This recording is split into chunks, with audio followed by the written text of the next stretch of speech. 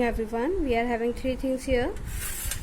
Today we are going to apply some amount of force on this fruit, so it is going to be cut. First I am going to apply a force on this by this spoon. It's very tough. I am applying much force, but it is not going to be cut. I am using this fork ना, वो आराम से उसके अंदर डिग हो गई है ना, घुस गई आराम से, बिल्कुल उसके अंदर चली गई है, बहुत ही कम फोर्स में. अगर मैं स्पून को डालने की कोशिश करूँगी it will be so much force, but it is not going to be inside this. Clear?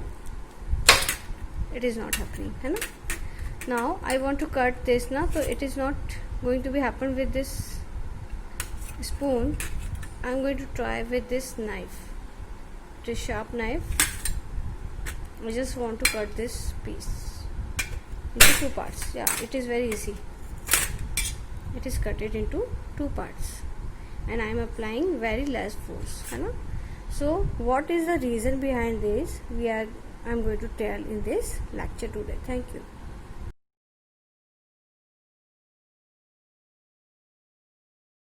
Good morning. देखिए, अभी जो मैंने आपको एग्जाम्पल दिखाया था तो वो एग्जाम्पल था प्रेशर का एंड थ्रस्ट का. अब प्रेशर और जो थ्रस्ट होते हैं वो एक दूसरे के सेम ही होते हैं, हमें बहुत ज़्यादा कंफ्यूज नहीं होना है. दोनों की ऑलमोस्ट सेम डेफिनेशन होती है. पहले हम समझ लेते हैं कि प्रेशर क्या होता है. ये मैंने दो ब्रिक लिए हैं या ब्लॉक लिए हैं. एक मैंने इस तरीके से रखा हुआ है और एक मैंने इस तरीके से रखा हुआ है. ठीक है, एक मैंने हॉरिजॉन्टली रखा है, एक वर्टिकली रखा है. अब क्या होता है जब हम इसको ऐसे रखते हैं तब ये जो एरिया है ये ज़्यादा कवर हो रहा है ना. तो ये यहाँ पर हम बोलते हैं कि जब भी कोई चीज़ हम रखते हैं तो उस पर हमने बताया था कि एक अपवर्ड फोर्स लगता है due to surface of earth, है ना. अपवर्ड से और ना एक ग्रेविटी फोर्स डाउनवर्ड्स लगता है और एक अपवर्ड फोर्स जो कि सरफेस के अपोजिट लगता है ना. सरफेस जो है वो उसका अपोज करती है. तो यहाँ पर मान लीजिए वो फोर्स यहाँ पर हम ये बॉडी जो है एक्सट्रैक्ट कर रही है. ठीक है, अब इसका अपोजिट फोर्स भी होगा इसके ऊपर, वो एक अपवर्ड फोर्स भी लगेगा. ठीक है, अब इसका एरिया बहुत ज़्यादा है ना. ये बहुत ज़्यादा एरिया सरफेस, मतलब जो एरिया है वो ज़्यादा टच कर रहा है इस सरफेस को, अर्थ सरफेस को. तो इसके ऊपर जो प्रेशर होगा वो कम हो जाएगा. ठीक है, अगर यहाँ पे बात करें हम तो ये जो एरिया है ये बहुत कम है ना. इसका एरिया ज़्यादा था, ये ज़्यादा एरिया कवर कर रहा था, ये लेस एरिया कवर कर रहा है, तो इसके ऊपर प्रेशर कम हो जाता है या ये कम फोर्स एक्सट्रैक्ट करेगा. अब ये ऐसे कैसे हम बता सकते हैं. जैसे चलिए मैं एग्जांपल लेती हूँ. मेरे पास एक पेंसिल हील है. पेंसिल हील अगर आप लोगों ने देखी हो तो वो इस तरीके की होती है. ठीक है, ये पेंसिल हील जो हमारे पास है, ये शूज़ मतलब जो हमारे होते हैं पेंसिल हील शूज़ जो हैं ये बहुत ज़्यादा शार्प है. ठीक है, और वहीं पे मैं एक फ्लैट आपकी सिंपल सी चप्पल ले लेती हूँ. तो आप किस में कंफर्टेबल है चलने में. जब आप किसी मिट्टी में जा रहे हैं, गीली मिट्टी में जा रहे हैं मान लीजिए, है ना, मड में जा रहे हैं, अभी बारिश का टाइम है, तो जब आप मड में जाएंगे तब क्या होगा, आपकी जो हील है वो मड के अंदर घुस जाएगी, है ना, डिग हो जाएगी. जबकि अगर आपका जो ये है चप्पल है या जो फ्लैट आपका शूज़ है वो क्या होगा, वो उतना अंदर नहीं धसेगा जितना कि ये अंदर जाएगी. ठीक है, अगर मैं एक और एग्जांपल ले लूँ, हम लोग स्कूल में यूज़ करते हैं पिन अप बोर्ड्स यूज़ करते हैं. उस पिन अप बोर्ड में हम पिन को अंदर डाल देते हैं, उसमें कोई भी कागज पुट करके, तो वो बहुत शार्प होता है ना. ऐसी पिन होती है हमारी, तो उसका जो आगे का पॉइंट होता है वो बहुत ज़्यादा शार्प होता है. तो वो हम हल्का सा भी प्रेशर लगाते हैं तो वो पिन अंदर चली जाती है ना, डिग हो जाता है, उसके अंदर घुस जाती है. लेकिन अगर हमारे पास वो शार्प नहीं होगा, वो काफ़ी मोटा होगा या टूटी हुई होगी पेन, आप यहाँ से टूट गई मान लीजिए पेन, तो वो अंदर घुसने के लिए अगर हम उसको प्रेशर लगाएंगे तो बहुत ज़्यादा प्रेशर हमें लगाना पड़ेगा. तो जो प्रेशर होता है एक्चुअली वो हमारे जो फोर्स अप्लाई हो रहा है उस ऑब्जेक्ट के ऊपर, और वो उसके एरिया के अकॉर्डिंग डिपेंड करता है कि उसका एरिया वो कितना कवर कर रहा है ना. तो ये बहुत इंपॉर्टेंट है कि हमारा जो प्रेशर होता है वो एरिया और कितना एरिया सरफेस को टच कर रहा है, या हम उस एरिया पे हम कितना फोर्स लगा रहे हैं यहाँ पर, है ना, थंब से कितना फोर्स लगा रहे हैं उसके ऊपर भी वो डिपेंड करता है, और फोर्स के ऊपर भी डिपेंड करता है कि हमने कितना फोर्स लगाया।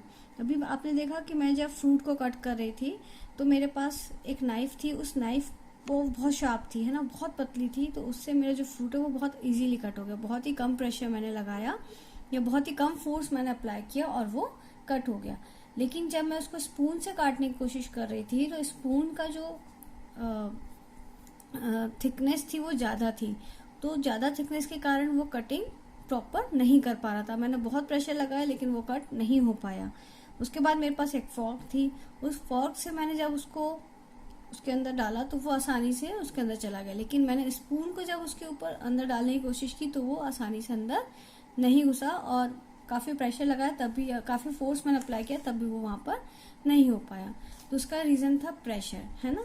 तो the effort of a force depends on the area of the object on which it acts, है ना, कि जो हमारा फोर्स का इफेक्ट होता है वो किसके ऊपर डिपेंड करता है, the area of the object, area के ऊपर डिपेंड करता है कि वो उसके ऊपर किस तरीके से अप्लाई हो रहा है। और you can say the weight of a body is also a force and it always acts in the downward direction.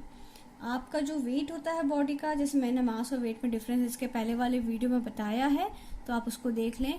तो जो वेट होता है बॉडी का जो डाउनवर्ड्स लगता है हमेशा, वो भी एक तरीके का फोर्स माना जाएगा, चाहे हम उस पर कोई फोर्स अप्लाई करें या ना करें। आपने कोई भी चीज़ रखी है, ये ब्लॉक रखा है, तो भी इसके ऊपर एक डाउनवर्ड फोर्स अप्लाई हो रहा है, क्योंकि ये वेट है और ये ग्रेविटेशनल एक्सीलरेशन के कारण अप्लाई होता है डाउनवर्ड, क्योंकि ये अट्रैक्ट होती है सेंटर की तरफ। और इसी का अपोजिट फोर्स जो होता है वो ऊपर की तरफ लगता है, जो कि हम बोलते हैं अपोजिट फोर्स है इस सरफेस के कारण, ठीक है। अब नेक्स्ट है कि जो प्रेशर है वो किन चीज़ों पर डिपेंड करता है। तो जो हमारा प्रेशर होता है वो बेसिकली दो चीज़ों पर डिपेंड करता है, फोर्स अप्लाइड कि हमने उसके ऊपर कितना फोर्स लगाया है, और area over which force act, उस एरिया के ऊपर कितना फोर्स हम अप्लाई कर पा रहे हैं, ठीक है। तो स्टेटमेंट जो होगा, pressure is the force acting perpendicularly on a unit area of the object. मतलब हम परपेंडिकुलर मतलब होता है 90 डिग्री का एंगल। जैसे मैंने यहाँ नेल लिया था, इसको अगर मैं 90 डिग्री से यहाँ पे, है ना, ये 90 डिग्री बन रहा है इसका, ये राइट एंगल बन रहा है इस वाली नेल पे।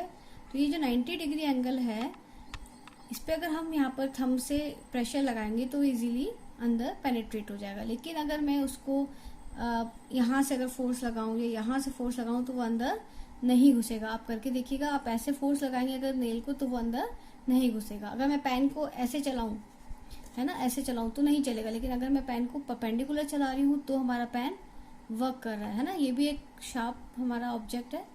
तो ये हमारा बेसिकली क्या होता है, जो फोर्स होता है वो प्रेशर के अकॉर्डिंग काम करता है, कि प्रेशर जो है कितना फोर्स अप्लाई कर रहे हैं और कितने एरिया पे वो अप्लाई हो रहा है। जितना ज़्यादा हमारा एरिया होगा उतना कम प्रेशर अप्लाई होगा, है ना, उतना ही कम प्रेशर उसके ऊपर अप्लाई होगा। जितना कम एरिया होगा, जितना कम होगा, मतलब एरिया कम है मतलब शार्प है, तो उतना ही ज़्यादा प्रेशर उस पर अप्लाई होगा। जैसे मैंने पेंसिल हील का एग्जांपल दिया था, अगर मैं आइस वगैरह में पेंसिल हील पे चलूंगी तो मैं नहीं चल पाऊंगी, क्योंकि उसका एरिया बहुत कम होता है।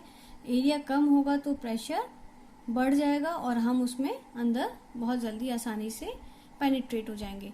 लेकिन अगर उसी में मैं अगर फ्लैट वाले जो शूज़ होते हैं वो पहनूंगी तो उसमें क्या होगा, एरिया बढ़ जाएगा। जब एरिया बढ़ जाता है, जो आपके स्नो वाले शूज़ होते हैं वो बहुत बड़े होते हैं, तो वो जो स्नो एरिया जब बढ़ा देगा तो क्या होगा, उसके ऊपर जो प्रेशर है वो रिड्यूस हो जाएगा, तो हम अंदर की तरफ नहीं धंसेंगे। तो ये उसका रीज़न होता है।